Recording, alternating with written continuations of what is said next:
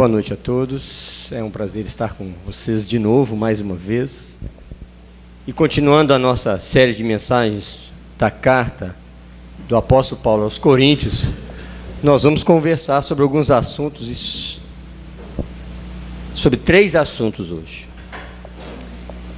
E eu quero lembrar primeiro que Corinto, aquela cidade que eu já falei, uma cidade portuária, uma cidade de extrema importância ali na Ásia, e ela tinha um templo, assim como Éfeso tinha o templo da grande deusa Diana.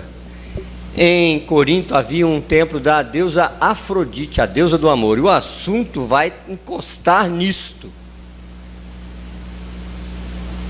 O texto que nós temos para hoje é 1 Coríntios, capítulo 5 e 6, e nós vamos dividir em 3 partes. Vamos lembrar também que essa semana é a semana dita santa, né? Nós temos 52 semanas santas, mas essa é um pouco mais santa do que as outras, né? Termina os negócios no mundo cristão, começa outro, sábado de aleluia. Queridos, nós somos cristãos e fazemos menção disso, porque na próxima semana nós teremos ceia, nos lembramos do sacrifício de Jesus ali, assim como nos lembramos todo domingo, porque Ele é presente, a sua mensagem é para todos os dias da nossa vida, viu? Será um prazer estar com vocês, será um prazer. Eu sei que muitos pais vêm visitar os filhos, né? Principalmente os calor, né? Na primeira vez da Semana Santa vem visitar. Então traga seus pais, pode vir com eles, com a sua família. Eu sei porque já tem família chegando hoje, tá? Ontem. Já chegou pai e mãe ontem. Os mais velhos não, né? Os veteranos não querem saber de pai e mãe final de semana por aqui não. Vão viajar, vão fazer programa, mas os calouros recebem essa visita dos pais, né? É uma maneira dos pais expressarem a sua preocupação de como eles estão se adaptando. Então vamos conversar um pouco sobre esses 2 capítulos do livro de Coríntios. Como diz o Valdeci, não é um assunto fácil, né, Valdeci? A Bíblia diz assim: geralmente, se ouve que há entre vós fornicação, e na verdade o texto fala imoralidade tal, que nem entre os gentios, como há de haver quem abuse da mulher de seu pai. Estais inchados, e nem ao menos vos entristecestes, por não ter sido dentre vós tirado quem cometeu tal ação. Eu, na verdade, ainda que ausente no corpo, o apóstolo Paulo falando, mas presente no espírito, já determinei, como se estivesse presente, que aquele que tal ato praticou, em nome do Senhor Jesus Cristo, junto vós e o meu espírito, pelo poder do nosso Senhor Jesus Cristo, seja este entregue a Satanás para a destruição do corpo ou da carne, para que o espírito seja salvo no dia do Senhor. Não é boa a vossa jactância. Não sabeis que um pouco de fermento faz levedar toda a massa? Alimpai-vos, pois, do fermento velho, para que sejais uma nova massa, assim como estáis sem fermento. Porque Cristo, nossa Páscoa, foi sacrificado por nós. Pelo que façamos festa, não com o fermento velho, nem com o fermento da maldade ou da malícia, mas com os asmos da sinceridade e da verdade. Já por carta vos tenho escrito que não vos associeis com aqueles que se prostituem. Isso não quer dizer absolutamente com os devassos deste mundo, ou com os avarentos, ou com os roubadores, os idólatras, porque então vos seria necessário sair do mundo. Mas agora escrevi que não vos associeis com aquele que, se dizendo irmão, for devasso, avarento, idólatra, maldizente, beberrão ou roubador, com o tal nem ainda comais. 12. Porque Que tenho eu em julgar também os que estão de fora? Não julgais vós os que estão de dentro, mas Deus julga os que estão de fora. Tirai, pois, dentre vós a esse iníquo. Ousa algum de vós, tendo algum negócio contra outro, ir, aí já no capítulo 6, se eu não me engano. Isso, capítulo 6. Ousa algum de vós, tendo algum negócio contra outro, ir a juízo perante os injustos e não perante os santos? Não sabeis vós que os santos hão de julgar o mundo? Ora, se o mundo deve ser julgado por vós, sois porventura indignos de julgar as coisas mínimas? Não sabeis vós que haveis de julgar os anjos, quanto mais as coisas pertencentes a esta vida? Então, se tivestes negócios em juízo, pertencentes a esta vida, pondes na cadeira aos que são de menos estima na igreja. Para vos envergonhar o digo, não há, pois, entre vós sábios, nem mesmo um que possa julgar entre os irmãos? Mas o irmão vai a juízo contra outro irmão, e isso perante juízo infiel, na verdade, é já realmente uma falta entre vós terdes demanda uns contra os outros, porque não sofreis antes a injustiça, porque não sofreis, pois, antes o dano? Mas vós mesmos fazeis a injustiça e fazeis o dano, e isso aos irmãos. Não sabeis que os injustos não hão de herdar o reino de Deus? Não erreis, nem os devassos, nem os idólatras, nem os adúlteros, nem os efeminados, nem os sodomitas, nem os ladrões, nem os avarentos, nem os bêbados, nem os maldizentes, nem os roubadores herdarão o reino de Deus. E é o que alguns têm sido, mas haveis sido lavados, mas haveis sido santificados, mas haveis sido justificados em nome do Senhor Jesus e pelo poder do Espírito do nosso Deus. Todas as coisas me são lícitas, mas nem todas convêm. Todas as coisas me são lícitas, mas eu não me deixarei dominar por nenhuma delas. Os manjares são para o ventre, e o ventre para os manjares. Deus, porém, aniquilará tanto um como os outros. Mas o corpo não é para a prostituição, senão para o Senhor, e o Senhor para o corpo. Ora, Deus, que também ressuscitou o Senhor, nos ressuscitará a nós pelo seu poder. Não sabeis vós que os vossos corpos são membros de Cristo? Tomarei, pois, os membros de Cristo e fá-los-ei membros de uma meretriz? Não, por certo. Ou não sabeis que o que se une ou que se ajunta com uma meretriz faz-se um corpo com ela? Porque serão, disse, pois, dois serão uma só carne. Mas o que se ajunta com o Senhor é um mesmo espírito. Fugir da prostituição. Todo pecado que o homem cometer é fora do corpo, mas o que se prostitui peca contra o seu próprio corpo. Ou não sabeis que o nosso corpo é templo do Espírito Santo, que habita em vós, proveniente de Deus, e que não sois de vós mesmos, porque fostes comprados por bom preço? Glorificai, pois, a Deus no vosso corpo e no vosso espírito, os quais pertencem a Deus. Feche seus olhos, querido.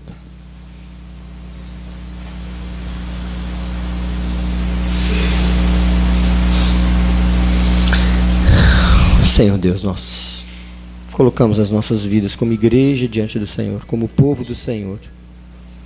Queremos ouvir a voz do nosso bom pastor, daquele que cuida da nossa vida, do nosso corpo, da nossa alma, do nosso espírito, que nos fortalece, nos alimenta, nos protege, do Deus que é a nossa fortaleza, do Deus que é aquele que nos levanta quando estamos caídos, do Deus que nos ajuda todos os dias contra as tentações, contra as armadilhas, contra o nosso adversário. Nós te adoramos nessa hora, em nome de Jesus. Amém. Vamos dividir esse texto em 3 partes. A primeira parte fala da imoralidade na igreja. Da segunda parte, fala das questões civis junto à justiça. E a terceira é o meu corpo em relação a Deus. Vamos tentar tirar pelo menos uma lição de cada um dessas três partes, para que a gente possa compreender. O apóstolo Paulo, ao abordar este assunto, ele começa com uma palavra até estranha para o texto. Geralmente se ouve entre vós, ou seja, estão falando, estão comentando, olha lá, se ouve que há entre vós fornicação, ou no caso lá, a imoralidade, tal que alguém está convivendo de forma marital com a sua própria mãe ou madrasta. Imaginem isso, a confusão que era isso. Mas isso não era na cidade não, era dentro da igreja, dentro da congregação. E o apóstolo Paulo vai abordar aí uma coisa que muitos têm medo ou têm dificuldade de compreender. Ele fala: vocês não vão julgar isso? Vocês não vão tomar nenhuma atitude? Vocês estão tão soberbos da vida espiritual que vocês estão vivendo, que vocês não vão fazer nada, nenhuma atitude. E o apóstolo Paulo passa a ensinar aquela igreja, aquela congregação. Aqui é uma situação extrema, né, gente? Nos nossos dias eu creio que isso não está acontecendo, né? Nós não temos imoralidade em lugar nenhum, né? Nós vivemos uma sociedade extremamente moral. A gente não convive com essa palavrinha imoral, né? Imoralidade. Nem estou falando no aspecto sexual, não, porque aqui é isso que eles estão falando. Mas no aspecto moral, a gente, às vezes, nós nos tornamos juízes. Eu quero usar isso porque nós estamos cada dia mais nos tornando juízes e julgando até a Corte Suprema, né? Quem assistiu aí a votação durante a semana do STF percebeu que no Facebook um monte de gente se manifestou, exercendo juízo contra o juízo manifesto por aqueles ministros. Então, todos nós estamos... Antigamente falava que brasileiro tem um pouquinho de quê? De médico, técnico de futebol e de doido, né? Agora é de juiz também.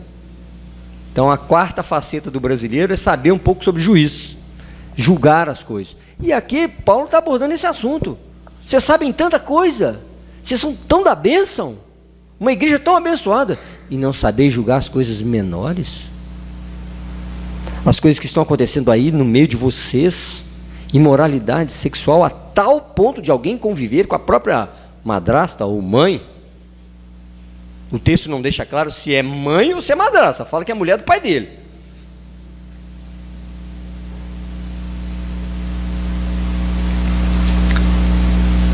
E o apóstolo Paulo começa a dar uma lição que ninguém gosta de ouvir.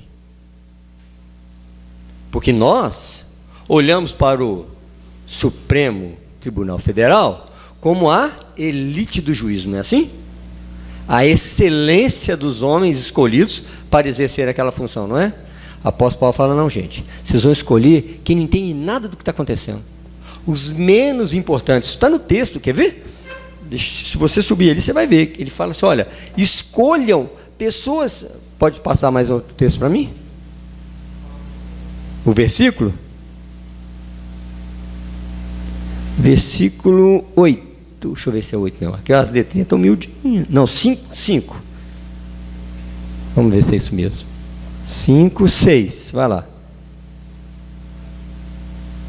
Não, aqui ele está falando do fermento, né? Aí no capítulo 6, versículo 6. É mais adiante. Mais adiante, assim que ele chegar, eu vou mostrar para vocês isso.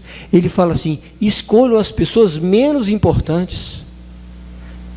Nas congregações, da década de 80, 70 para cá, depois do pós-militarismo, a igreja conheceu uma liberdade enorme de crescer, de se multiplicar. As igrejas pentecostais, neopentecostais, movimentos cristãos de toda natureza. E muitos exerciam juízo dentro das próprias igrejas. E Paulo está falando, olha, sabe como é que vai ser o grupo de juízes dentro da congregação? As pessoas menos importantes. Não pode ser aquelas que vocês escolheram lá não, para ser líderes não, presbitério não. Vocês vão escolher as pessoas menos importantes e vão vi-las, para vergonha vossa. Vocês estão tolerando algo que não era para tolerar, mas para exercer juízo, para exercer, entre aspas, um tribunal de julgamento na igreja. Não serão a excelência, serão aqueles que são os mais simples, os mais humildes, os menos importantes. Porque Deus escolhe aquele que o mundo despreza para menosprezar aqueles que se acham mais sábios. Deus faz isso. E Ele está falando de uma coisa para nós que é mais importante do que o próprio assunto do texto. Nós não podemos ser tolerantes com imoralidade de qualquer natureza. Não depende. Essa pode, essa não pode. Exatamente isso que ele está falando. Vocês não podem ser tolerantes com imoralidade nenhuma. Percebam que durante o texto a gente leu que várias pessoas não herdarão o reino dos céus. Ele estende a questão da imoralidade. O apóstolo Paulo faz assim, olha, ele vem e fala, vocês não sabem que os perversos, olha só, ele já saiu do campo da imoralidade, falou que a imoralidade também não vai herdar, mas existe um outro grupo de pessoas também que não vão herdar o reino dos céus. Ele fala assim, olha, vocês não sabem que os perversos não herdarão o reino dos céus? Nem vos deixeis enganar, nem imorais, a palavra de novo aí, nem idólatras, nem adúlteros, nem homossexuais passivos ou ativos. Essa é a minha tradução aqui, é a NVI, tá, gente? Nem ladrões, nem avarentos, nem alcoólatras, nem caluniadores, nem trapaceiros herdarão o reino dos céus. A questão não era só a imoralidade. A questão era que aquela congregação estava tolerando todo tipo de imoralidade. Mas aí você fala assim, mas como é que nós vamos fazer? Vamos constituir um tribunal de julgamento para expulsar ou não? A questão não era essa. A questão é o fermento velho. Lembra da história lá do título? Lançai fora o fermento velho. Eles estavam trazendo da vida passada o comportamento errado e se mantendo assim no meio da igreja. E Paulo fala lá naquele versículo primeiro, ele fala assim, nem no meio das pessoas não crentes se ouve falar que tal situação é vivida, é tolerável. E isso estava acontecendo dentro do meio da igreja. É preciso tratar, é preciso cuidar, é preciso zelar pelas pessoas, é preciso abordar as pessoas, ajudá-las a sair dessa escravidão. Aqui o ato extremo, o apóstolo Paulo, nem vos associeis, não comais, não andais, nada.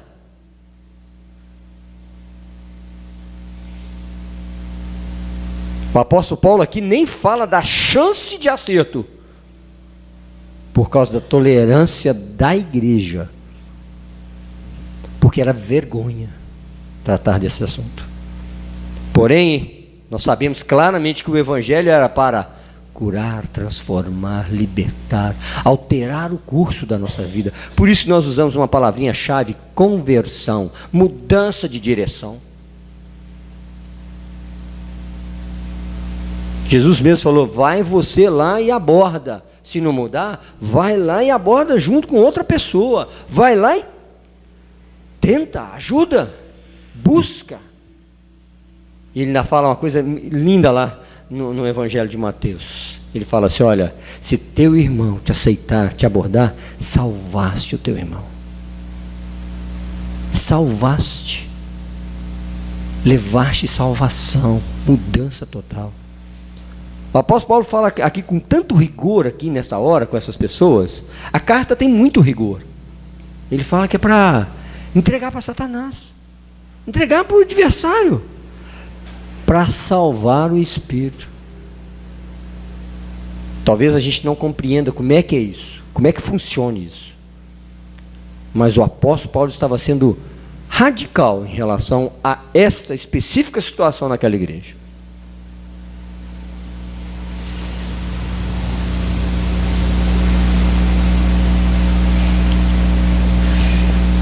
E ele fala, no final, ele fecha falando exatamente assim: pois como haveria eu de julgar os de fora da igreja? Não devem vocês julgar os que estão de dentro? Deus julgará os de fora. Expulsem, pois, o perverso do vosso meio. Nós vamos julgar anjos. Nós temos medo de julgar, né? Não, agora nós estamos... Julgueis profecias. Com a mesma medida que você julgar, você será julgado. Então você aprenda a julgar de maneira justa. A gente não questiona decisões da justiça no Brasil. Tudo hoje é judicializado. Se alguém olhar mais ou menos com o olho torto para você, você leva ele na justiça, que é um dano moral, né? Não é assim hoje? A Oi me cobrou 2 meses a mais. Vou levar na justiça, vou ganhar 4.000 à toa. E o apóstolo Paulo passa agora a falar, segundo assunto, passa a falar de ações judiciais entre cristãos, ações civis. E aqui é um assunto extremamente, agora ele é mais radical do que o primeiro, que ele fala assim: por que você não sofre o dano? Quer dizer que você vai buscar juízo. Nós vamos julgar os anjos e vamos pedir juízo da nossa causa contra o irmão cristão na justiça comum, a homens infiéis. Eu já ouvi uma expressão há muitos anos atrás, muito engraçada, que crente, família de crente, deixa testamento. Eu falei assim: mas como? Para que os filhos não briguem diante de um juiz pela herança. Vocês já viram muitas famílias, vocês devem conhecer famílias que têm problema de herança, né? Eu não assino, é assim, não é? Eu não assino. E às vezes não é nem o cônjuge do outro que é herdeiro, né? Que não tem direito, você sabe disso, né? A lei brasileira não permite que você tenha direito na herança do seu marido, da sua esposa, sabia disso? Isso está no Código Civil brasileiro. Isso não se confunde como seu, sua, seus bens. Só vão descobrir isso quando falecem, e aí os netos vão falar assim: mas... Aí a mãe só, infelizmente, isso aí é bem particular, recebido em herança. Aí dá um problemão. Mas eu achei que eu tivesse direito. Tem direito não. Então não assino. E a lei... Lembra da história de legalidade, legalismo e moralidade? O apóstolo Paulo está abordando não a legalidade, ele está alegando a moralidade. Ele está um degrau acima da lei. Que a gente fala, não, a coisa máxima do nosso é a lei, né? Se está na lei, eu tenho direito. É imoral? É moral? É moral? Nem vou falar das coisas que estão sendo julgadas lá, né? Na fila de julgamento no STF sobre isso. Se é moral, se é imoral. Eu tenho casa própria e recebo auxílio moradia de 6.000. 2 juízes, um casado com o outro, recebem 12.000 para morar na casa própria. Auxílio educação. Para alguns é R$120. Para outros, que são chamados de desiguais, é 1.500 durante 24 anos. Moral ou imoral? Estou mostrando para vocês que o texto do apóstolo Paulo nessa noite a moralidade deve prevalecer sobre a legalidade. Não é porque está na lei, não. Ele está relativizando a lei. Ele está falando assim: gente, o nosso reino, o reino que nós fazemos parte, que a igreja de Cristo faz parte, é só legal, não. Não é andar pela lei, não. Pela letra da lei.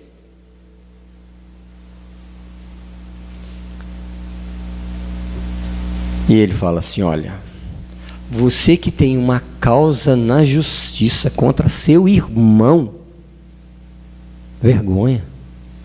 Não é para ter. Não é para ter. É para você sofrer o dano. Olha que coisa difícil. Olha que coisa complicada. Esse apóstolo Paulo, às vezes, ele dá um checkmate na vida da gente, do dia a dia, que a gente vai fazer assim, e agora? O que eu faço?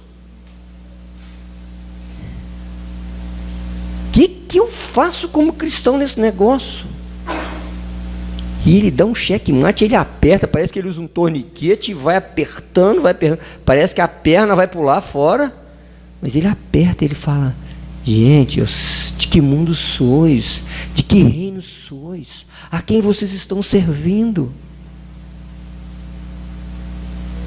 Exerçam um juízo acima disso que está acontecendo aí. Vocês são mais do que essa geração de ímpios. Vocês não podem se comportar como ímpios. Ele vai falar assim exatamente, olha.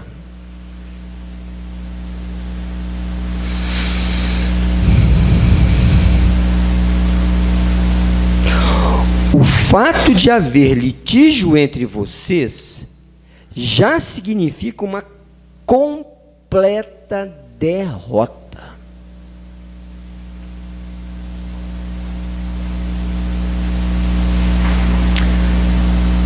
Porque não preferis sofrer a injustiça. Porque não preferem sofrer o prejuízo. Em vez disso, vocês mesmos causam injustiças e prejuízo. E isso contra irmãos. Difícil, né? Difícil encarar esse apóstolo Paulo muitas vezes. Pode ser a opinião dele? Pode ser a opinião dele. Que a hora que ele começa, tua vara e o teu cajado me consolam, né? Que ele já entra de sola no pessoal em relação à imoralidade. E ele passa para o assunto dos problemas civis que estavam permeando a vida da igreja, e ele fala, vergonha, vocês já perderam. Vocês já perderam.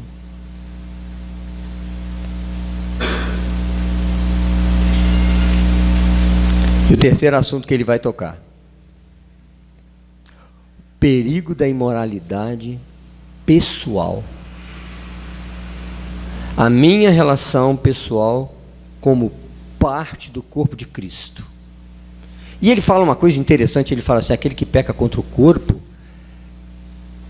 peca contra uma propriedade exclusiva de Deus. Deus escolheu você, escolheu a mim, escolheu o meu corpo, para que o Espírito dele habitasse. Deus não habita em templo feito por mãos humanas. E qual que é o templo então que ele fez? O meu corpo. Eu. E ele fala, nessa parte do texto, como eu me relaciono com este corpo, onde o Espírito de Deus habita. É certo, bem verdade, que ele vai falar sobre imoralidade, prostituição, ele vai tocar no assunto da fornicação, mas não é isso. Ele está falando assim, olha lá no texto, todas as coisas me são lícitas, mas nem todas me convêm. Todas as coisas me são lícitas, mas não me deixarei dominar por nenhuma delas. Ele não está falando de licitude. Ele está falando de conveniência. A gente não gosta dessa palavra. Ser conveniente, a gente não gosta muito dela. Ah, então eu vou agir por conveniência? O texto está falando. O texto não deixa dúvida. Ah, eu tenho a liberdade de fazer o que eu quiser. Tem mesmo? 100%. Tem mesmo. Mas olha o que a palavra está falando, depois da vírgula. Muitas vezes nós queremos, tudo posso naquele que me fortalece. Mas não vai falar o resto do versículo, né? Não vai ler o resto do versículo, né? Tudo eu posso. Ué, tudo eu posso. Qualquer coisa eu posso. O que eu quiser eu posso. Pode mesmo. Pior que pode. E a gente para na vírgula. A gente não vai até o final. E isso é uma maneira que o apóstolo Paulo usa para mostrar para nós que nós temos uma grande responsabilidade com o nosso próximo, com quem está do nosso lado, com quem nós chamamos de irmão. Ele está falando do nosso testemunho, ele está falando do sacrifício de Jesus na cruz, que ele vai terminar falando sobre isso, né? Ele vai falar que Jesus é a nossa Páscoa, o sacrifício foi dele.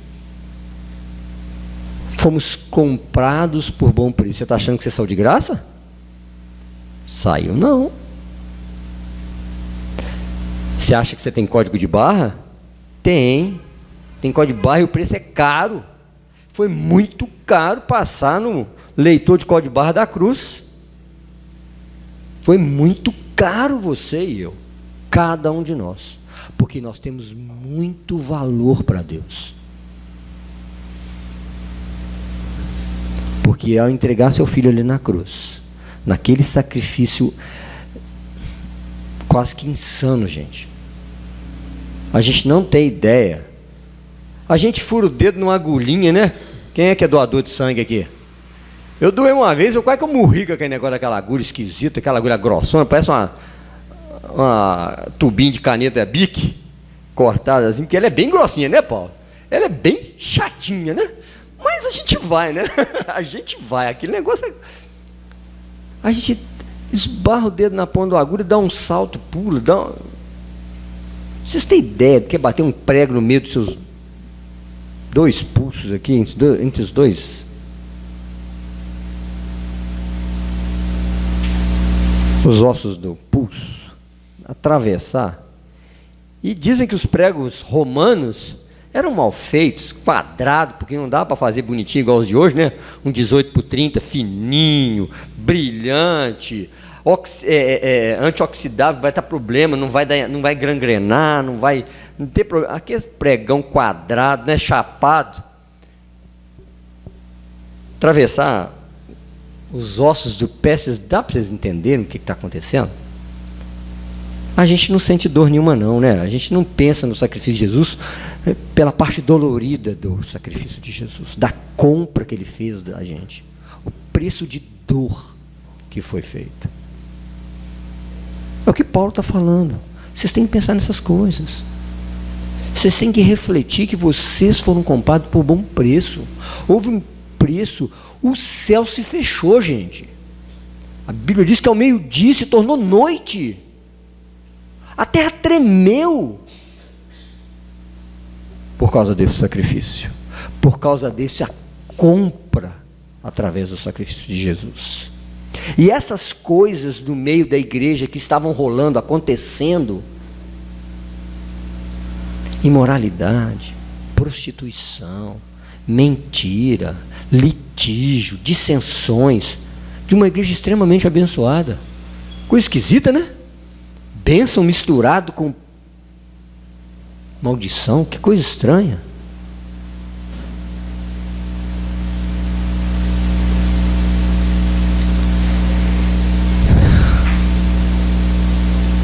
E para terminar, eu quero ler o último versículo da segunda parte.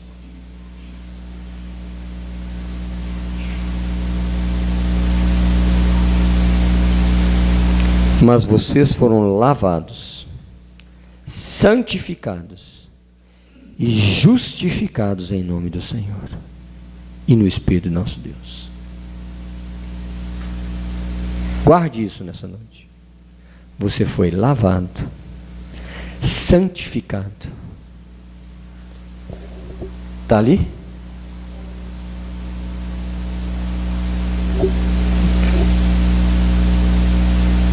É o 11, né? Do capítulo 6. 11 do capítulo 6. Ele diz exatamente isso. Vocês foram lavados, santificados e justificados no nome de Jesus. Com isso o apóstolo Paulo fala, encerra, fecha uma mensagem que a nossa vida é diferente. Tem luta? Ah, meu amigo. Você quer ter luta? Eu brinco, de vez em quando eu falo. Você gosta de Star Wars? Foi só a escada que caiu, pode ficar tranquilo.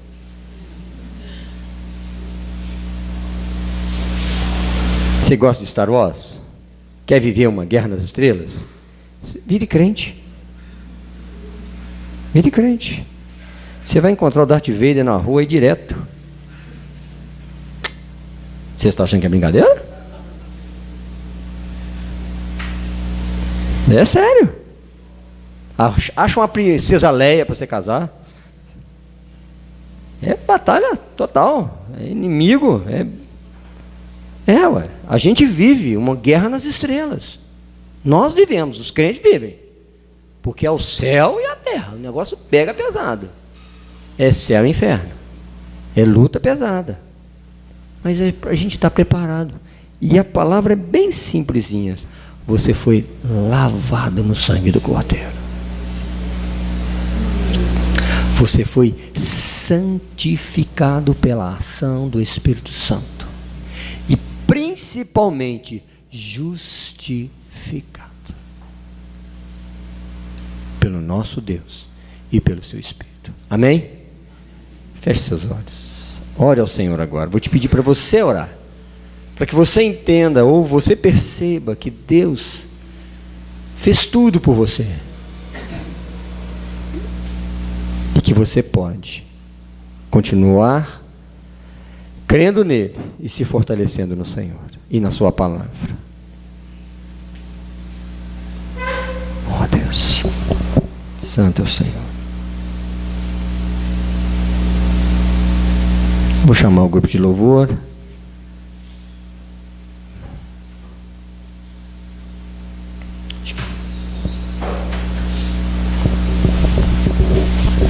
Cadu, você chama a Márcia para nós?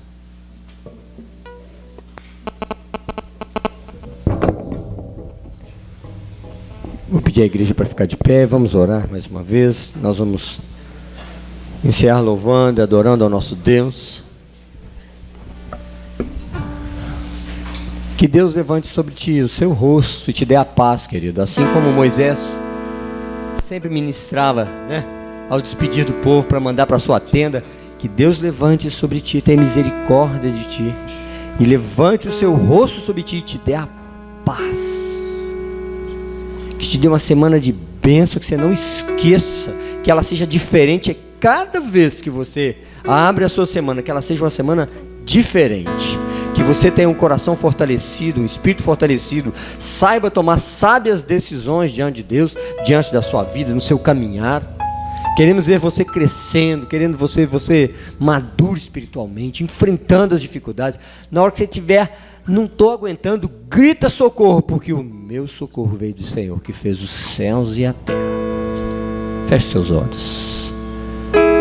Deus de amor, Deus de graça, Deus que é a nossa alegria, alegria profunda.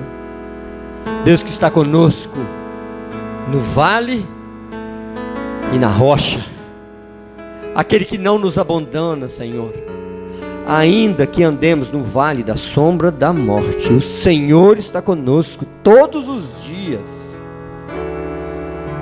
A tua graça e o teu cajado, a tua presença, o teu Espírito nos fortalece, a tua palavra nos consola, nos alimenta, nos faz mais fortes para continuarmos a caminhada até aquele dia que o Senhor tem preparado para nós.